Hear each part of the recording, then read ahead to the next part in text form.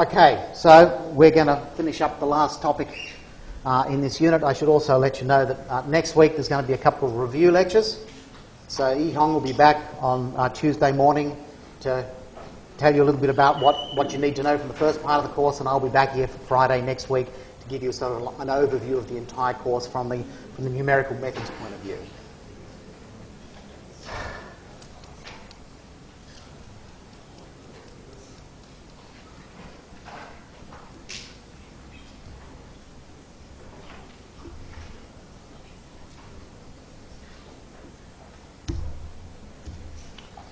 Okay, I'm going to go give you a demonstration of this naive Gaussian elimination a little bit later.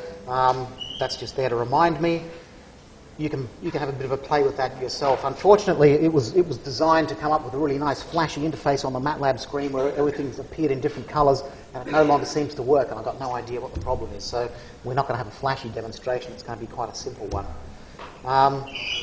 So you'll actually see, I hope, as a result of this lecture, that programming naive Gaussian elimination is actually fairly simple in terms of how many lines of code you need. There's not very many lines of code. It seems like a complex process, but when you understand how things actually fit together and you abstract the patterns, it's actually quite simple to code it up in about 10 or 15 lines. One of the key things about this kind of work that we're doing in this unit, the second half, is that programming stuff up is usually the only way of understanding how things work. You can sit there and sort of intellectually look at someone else's code and say, oh, yeah, I can see what's happening, this is happening. But until you actually sit down from scratch and try and do it yourself, you don't actually have a good understanding. Or at least most people don't have a good understanding. It's only going through that process of making lots of mistakes and thinking it's not working, I don't understand, and then eventually figuring out why not, that you actually begin to understand how coding works, especially for things like numerical methods. So the naive Gauss elimination that we discussed last time, we'll be doing a bit more of that today. It uses loops and some vectorized calculations. We'll come to that in a minute. But these concepts are really useful MATLAB concepts. So we're actually going to do that. We're going to spend much of today's lecture on figuring out how we'd actually code this thing up. I'm going to try and take you through it slowly so that hopefully it makes sense. And if individual steps aren't making sense, then someone should interrupt me and say, I don't understand that, okay? I don't mind being interrupted if you've got a question. Okay, so there's basically 3 steps. Let's assume that we've got a matrix system that we're trying to solve. It's AX is equal to B, and we know what A is, we know what B are, and we're actually trying to find X. That's ultimately why we would want to do this thing. We're trying to find what X is. So the first step in our little bit of pseudocode, the algorithm if you like, is we're going to make an augmented matrix from A and B. We'll come to that in a minute. We're going to go through the process then of forward elimination. Remember that process was putting a whole bunch of zeros underneath that diagonal. Once we've done the forward elimination, we then do the back substitution. We go back up the equation and actually progressively solve for the unknown variables x. Okay, so that's Gaussian elimination. The way we do it, we're going to do it here in MATLAB, is by augmenting these things. In actual fact, you don't have to do that, but it's actually a very convenient way of doing things. It also helps to stop you making mistakes. Okay, so or it guards against it. So what we're going to do is we're going to take these 3 steps and we're going to slowly expand them, so that we can eventually go from here into something that looks like a piece of MATLAB code. Well, the first step, making the augmented matrix, it's hardly a step. Aug equals bracket A space B bracket. We now have an augmented matrix that has the elements of A going across here, and then it's got the column vector B stuck across there, and it's just one matrix. Okay, it's no longer a square matrix. A will be a square matrix, B will be a column vector. This is no longer a square matrix, but that doesn't matter for what we're doing here. Good programming practice says you need to check that A and B matrices have the right size. First of all, A needs to be square, and B has to have the same number of rows as A does. If it doesn't, and you try and do something like this, I don't quite know what will happen. I'm guessing you'll get an error message, but regardless, you're not going to get a solution. Okay, so good programming practice says I need to check that these two things are compatible with each other. Okay, doing these little checks, even though it's a few extra lines of code, is going to save you time in the end, because you'll always eventually make some kind of mistake like this, and sometimes it can take you an hour to figure out what you've done wrong, and it might be just one extra value in a vector, and you've wasted an hour where if you'd spent 1 minute typing in a little check, you've saved yourself an hour. And I'll be honest, it might be a lot more than an hour. It could be a couple of days, depending on how fast you program. Okay, so the first step, creating the augmented matrix, is simple. Steps 2 and 3 are somewhat more complex, and I think hopefully you'll remember that from what we did last lecture. So we're not going to try and do them simultaneously. We'll do the forward elimination first, expand that out. Once we've got that sorted out, we'll come to the backward substitution and do that. Okay. And this process that we're going to go through today is exactly the kind of way I would recommend you try and do things like this. Breaking things down into smaller and smaller pieces so that each of the pieces is actually not so daunting. If you try and look at the whole thing as one, sometimes it can appear to be so complex that you can't even get started. If you break things down, then each of the steps starts looking simpler.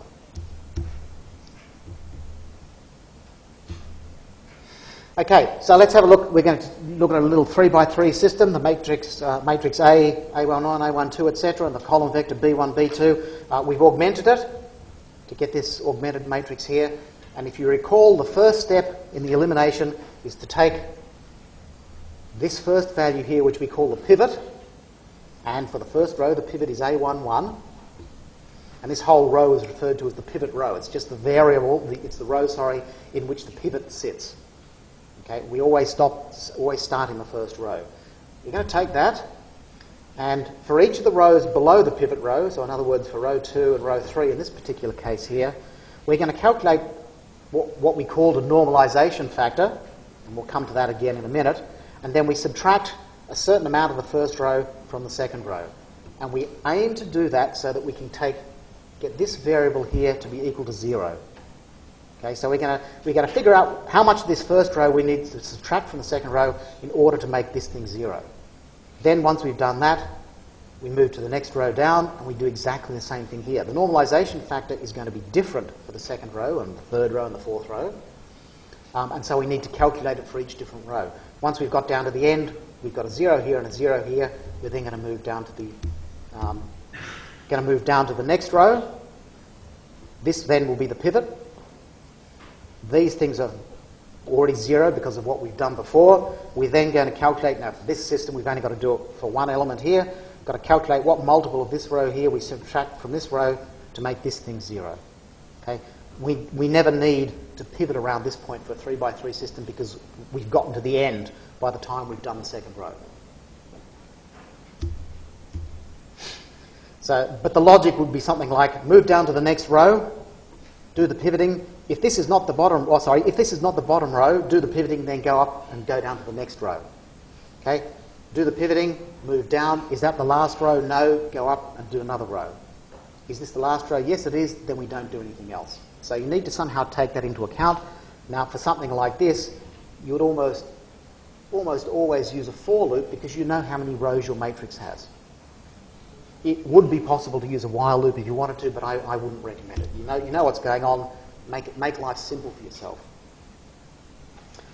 Okay, so for the forward elimination, I've just expanded out what we had on the previous slide a little bit more. Steps 2 and step 3 are basically going to be done in a for loop. That's the whole process of shifting one row down each time you do a new pivot row. Okay, so steps 2 and steps 3, and then we do a check to see whether at the end or not. If not, do another step 2, step 3, etc. The other thing we actually noticed that these commands here, that's also going to be a for loop, but it's going to be a separate for loop. It's going to be a for loop that's inside this outer for loop. So this for loop out here steps down the rows. It goes to row 2, to row 3, etc. This loop here does the lines underneath the current pivot. So you've got to have that sort of concept in your head where you're looking at two what are called nested loops, and these are both be nested for loops. Okay, so let's expand this out a little bit further from the previous slide. We're going to start at row 1. That's the first row we're going to pivot. And we're going to go all the way down to row n-1. Because remember, row n, we don't need to pivot because we've already got to the last point. There's nothing to do there. So our for loop is going to be for p is equal to 1 to n-1. We're going to do some stuff. We're going to do the pivoting. Okay, so we do that for each of those pivots. Okay, so for the moment, we'll just leave that written like that. So this outside for loop is the for loop that takes us down sequentially into the rows of the matrix to do the pivoting. Okay, so it's going diagonally down, because remember, once we've got to a certain point, everything to the left of the pivot is already 0. So we don't have to do anything to those things. Oops. Okay, so just going back. So we've got this loop here. This is the outside loop. We're going from row 1 to row n-1. Not having much luck with my keyboard today. For a given row, so we're pivoting row P now. So we've pivoted that row, we've pivoted that row, we've pivoted that row. We're sitting down here somewhere now. We're going to pivot on that row. The only rows we have to modify are rows that are below it. We don't have to do anything to rows that are above it. Okay, so this is the outside loop going down the pivot rows. This is the loop that says, okay, which rows do we have to change something on? Well, for r is equal to p plus 1, in other words, the row underneath the pivot row, all the way to the end. And the end in this case is n. So we're going to go for each of those things below. What we do is we calculate the normalization factor and subtract the pivot row multiplied by that from the current row. Is that making sense? A few people are nodding. No one's shaking their head. Someone shook their head. We'll leave it. Okay, so basically for each row below the pivot row, we are basically telling ourselves we needed a for loop. That's this for loop here. So the loop is nested inside the pivot loop. And this idea of nesting loops is a really important one. And there's in this particular case, we only need to nest 2 levels deep. But there's no reason for other things that you might want to do. You might have 3, 4, 5, 6 levels deep. So there are complex things that you will do with MATLAB whilst you're at this university, which are far more complex than this. Okay, and this idea of nesting loops one within the other is just an idea that you need to get used to. The bounds on the loop can always depend on the bounds of an outer for loop. They can't depend on the bounds of an inner for loop. Okay, so this one here couldn't depend on R, because you'd be messing up R in the course of this computation here. So whilst this loop here can depend on P, this one here, or these conditions here, cannot depend on R.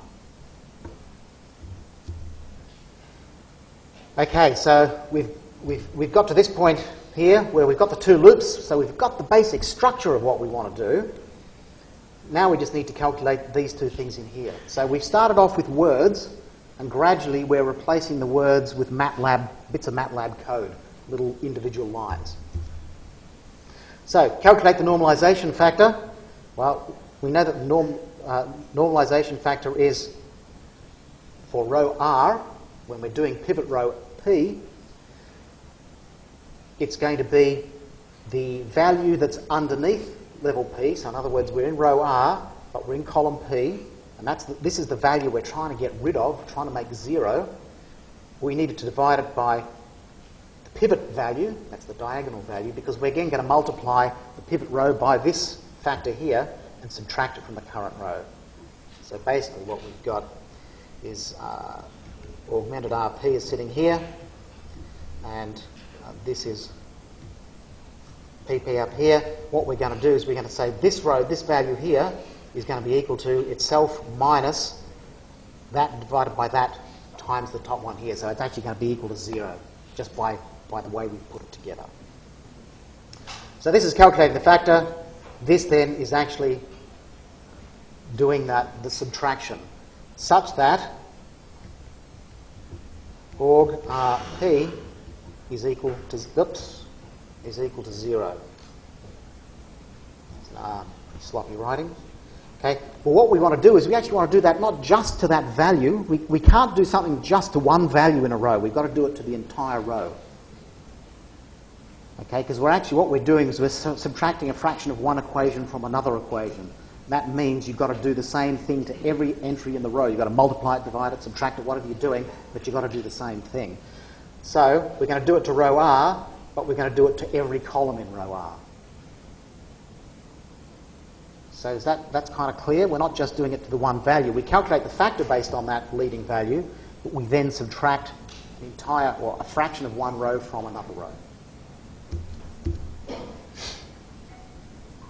So the question is, I've said here, well, this is a nice way of actually doing it to an entire row using a nice MATLAB syntax, which is using a colon instead of a range, or instead of doing it. I mean, what you actually could do is you could put this, if you wanted to, inside another for loop. For S is equal to, make sure I get this one right, P to N. Org RS is equal to org RS minus factor times org PS. Okay, so in actual fact, we could nest this in 3 loops if we wanted to, but it's much easier to write it like this. We're just doing it to the entire row. We just use that colon notation. The reality is our augmented matrix looks like this. If we're sitting at this point, row 2, and we're trying to do the pivoting here, we've already got zeros in these 2 spots here. We don't actually need to subtract anything from them. I mean, the reality is, if we subtract any number of zeros from this 0 here, we're still going to end up with 0, so it's not going to hurt us if we do it, but it's a little bit inefficient. Now, for a 3 by 3 matrix, who cares? But if you've got a very much bigger matrix, that could actually make quite a bit of difference in terms of the amount of time it takes to do the computation. In fact, you save yourself a factor of 2 in this particular step if you only do the elements that you actually need to. So the way in which we do that then, we don't need to actually subtract those values. We only need to worry about these ones here.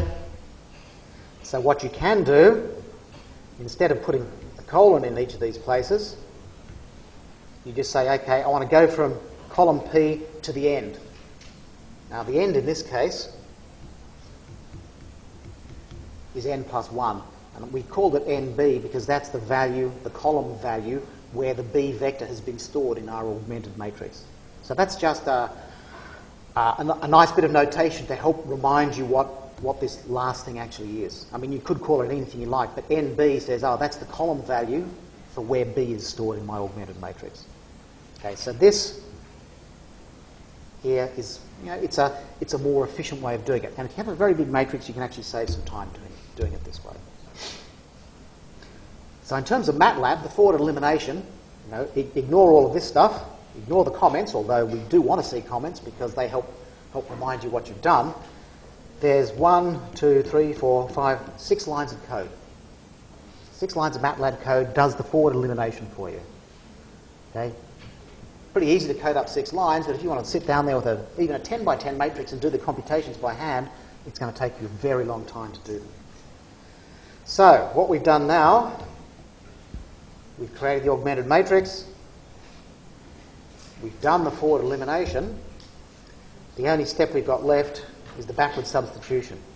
So just to remind ourselves, for the 3 by 3 system we're looking at, it looks like the augmented matrix looks like this. Now just note there's just a bit of notation here. We've got a prime here, a prime here, and a prime here, and then a double prime here and a double prime there. And if we carry this on to the 3rd row, there'd be a triple prime and then 4 primes, etc.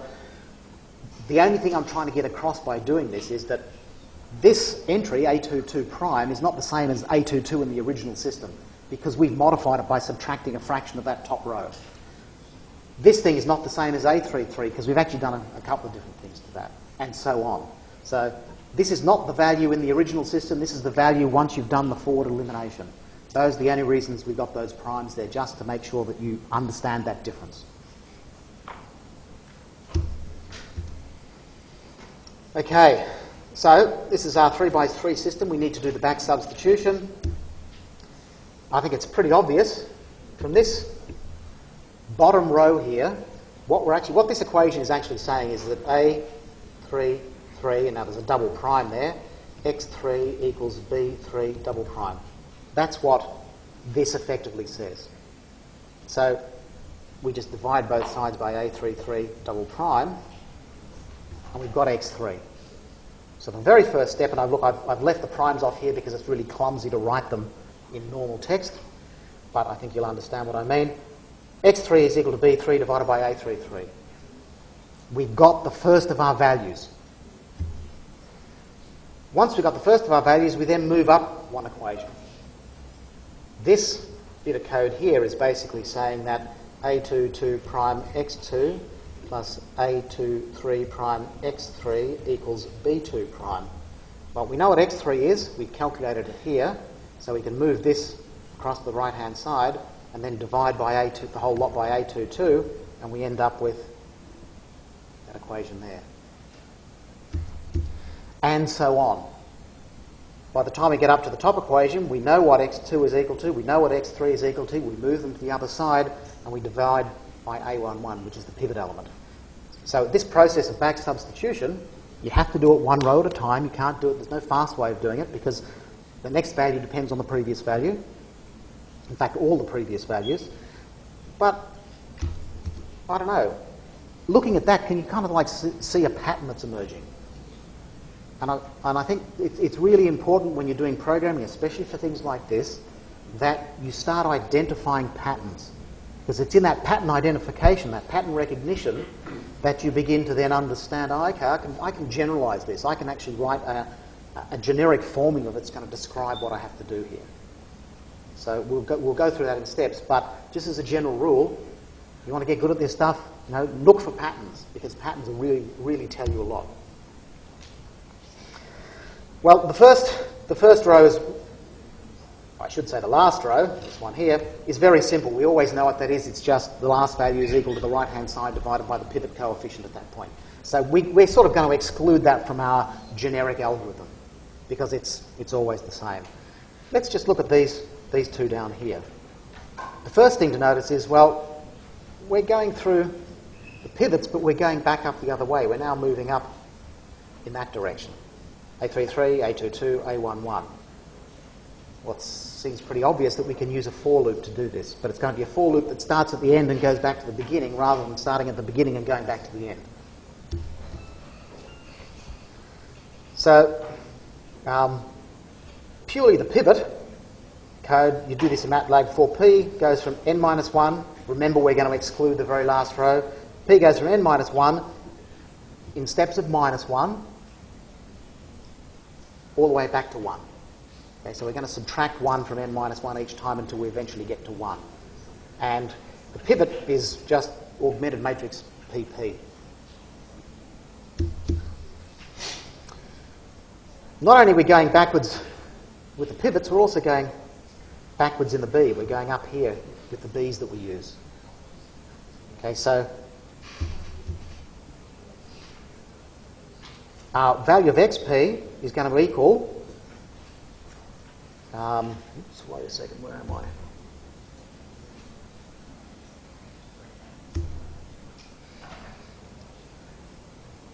I? Okay. Yeah, sorry? Yep, I confused myself. That's B. Okay? In fact, that's BP. So remember, we stored the column vector B in the right-hand column of the augmented matrix. So going up here like this is equivalent to writing aug P, NB.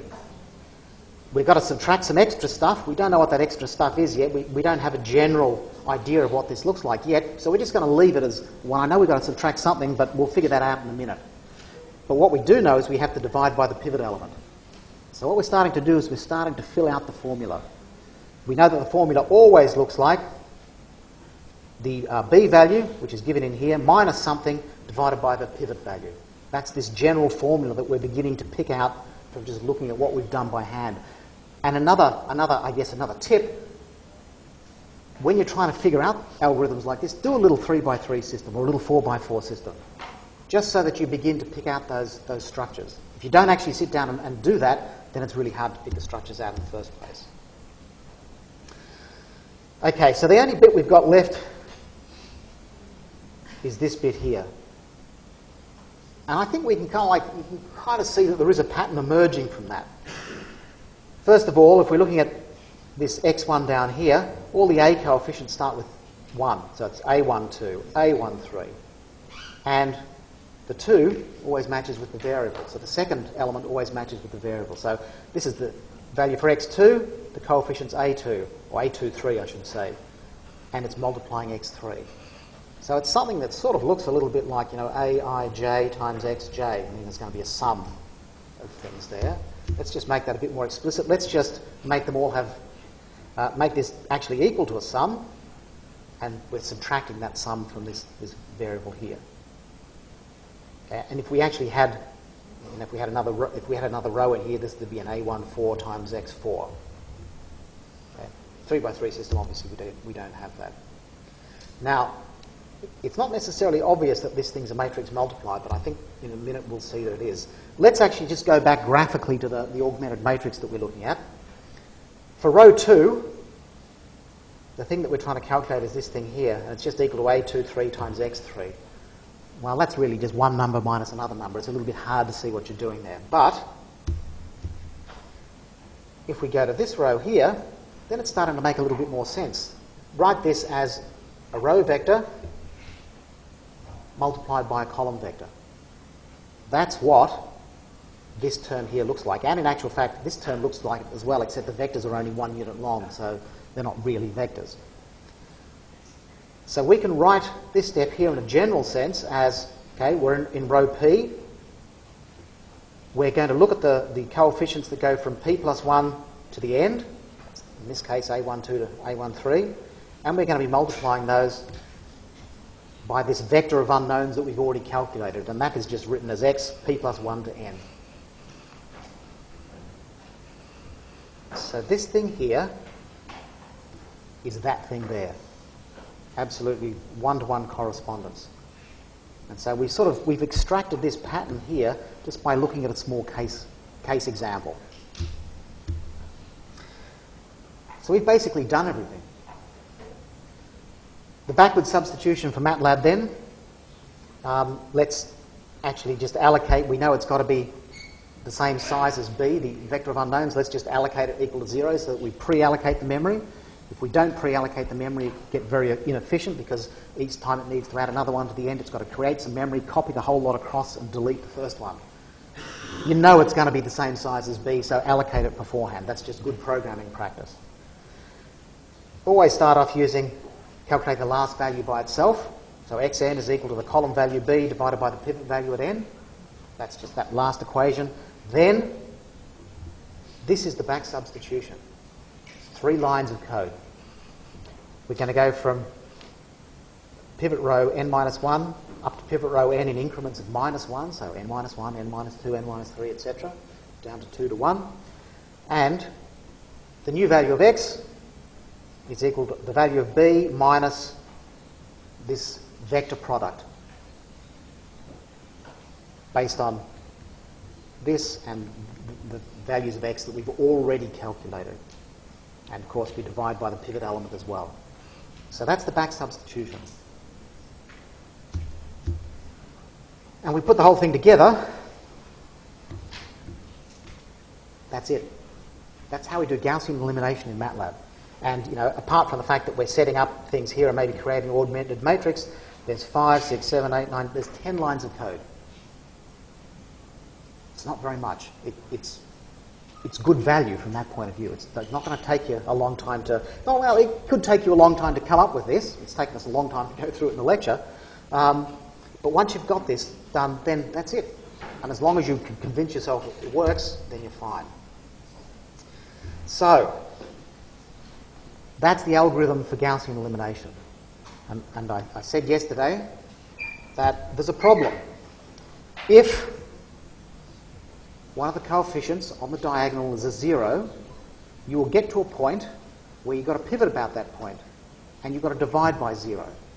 And all of a sudden, everything falls in a crashing heap because you can't divide by 0 and expect to get any sensible answer. So naive Gaussian elimination is naive, and you should never use it.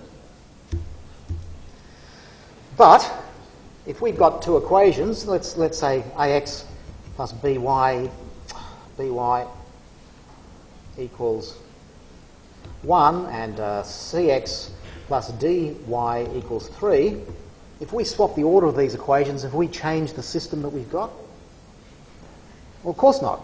We've got the same two equations, it's just that we call this one equation 1 and this one equation 2. Now we're going to call this one equation 2 and that one equation 1. Remember that our augmented matrix is exactly the same as our equations. So if we swap two rows in our augmented matrix, we haven't changed the system we're solving, we've just changed the order in which we're specifying our equations. And that's a very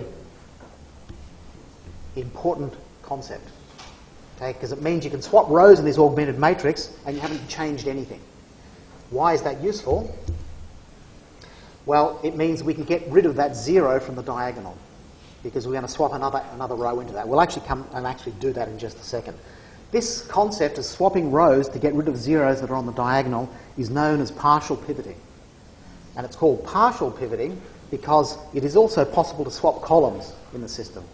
That just changes the order of your variables. So instead of ax plus by, you've got by plus ax. Okay, it's a little bit trickier to swap columns, but you do it. You just got to change the order of the x's in the right-hand side, or the unknown vector. So we only ever do partial pivoting. We only ever swap rows in the augmented matrix. Okay, so the basic idea behind partial pivoting is, let's imagine we've got this system here, and the very first row has got a 0. We know that we can't do any pivoting with this 0. So what we're going to do, if we actually want to come up to a new equation for equation 2, just going through the Gaussian elimination procedure, the new equation will be equal to the existing equation minus 4 divided by 0 times the first equation. Okay, it does not compute, doesn't work. Okay, the partial pivoting will get rid of that. So this is what we'd choose as our pivot in naive Gaussian elimination. Just swap row 2 and row 1. And this is our set of equations. Okay, we've just reordered them, 2, 1, 3. But now we've got a 4 in the pivot, and we're safe.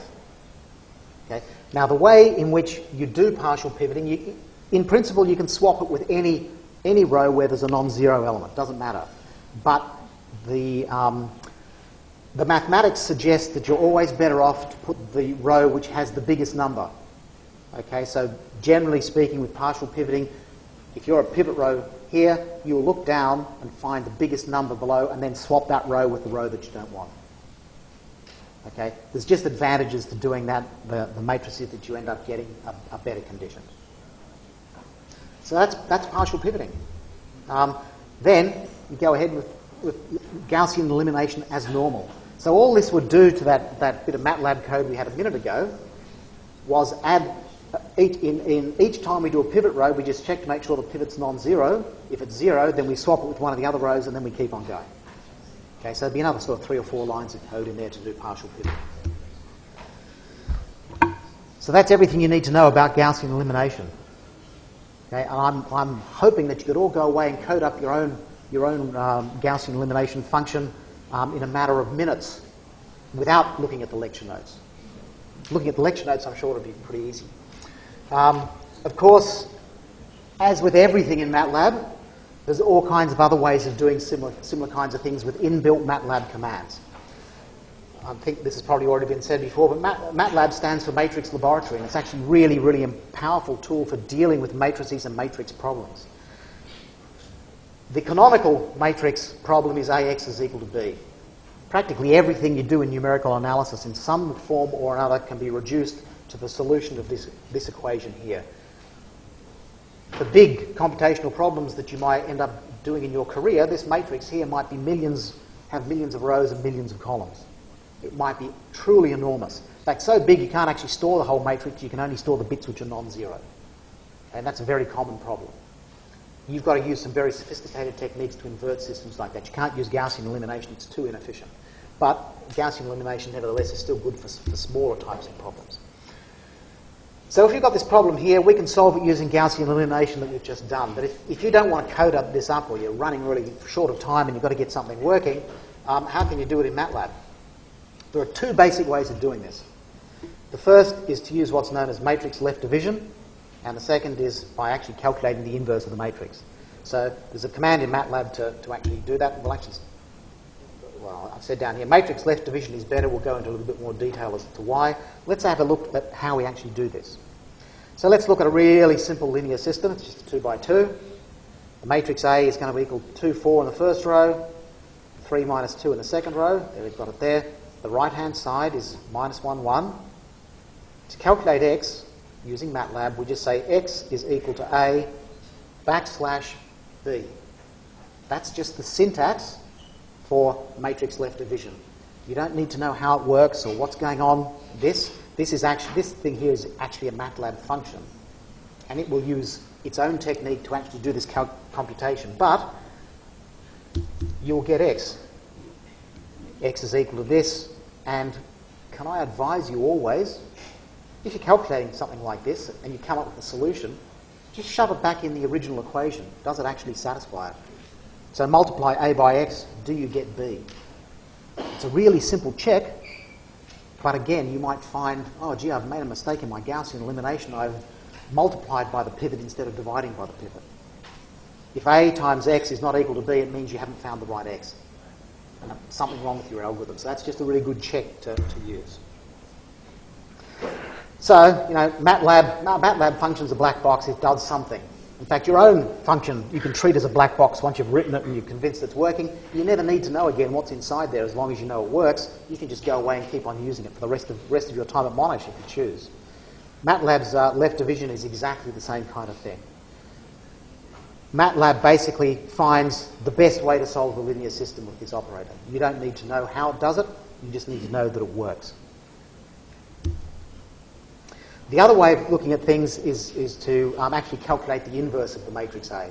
So just to remind you again, if we have a matrix A, we define the inverse as being that matrix that when we multiply them together in either order, either A to the minus 1 times A or A times A to the minus 1, we get the identity matrix. And the identity matrix is the matrix that has 1s down the diagonal and 0s everywhere else. So how we get from AX equals B to a solution is we multiply both sides of this equation by A to the minus 1.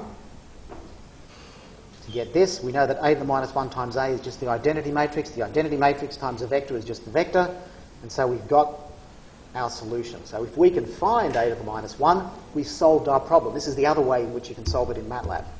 And the way MATLAB does that is it's actually got a function that will calculate the inverse matrix for you. And the syntax is exactly like that. If you just pass the matrix in, the resultant is the inverse. However, unless there's a good reason why you need the inverse matrix, maybe you actually want it for some particular purpose, calculating it to calculate the solution to a problem like this is generally not very efficient. Two reasons for that. Left division is more efficient and more accurate. It's more efficient because it actually uses something like Gaussian elimination to calculate the inverse. To calculate the solution, and that takes a lot less computation than actually calculating an inverse. Calculating an inverse is a very, very expensive process. Okay, so it's more efficient. It takes less time because there's less computation, and it's more accurate because there's less computation. There's less round-off error. Okay, so you're more likely to get a better solution by using the left division. So that's it. Matrix left division, matrix inverse, programming, partial pivoting. Next week there's going to be a couple of revision lectures, as I've already mentioned. And that is the end of the slides. So, good luck.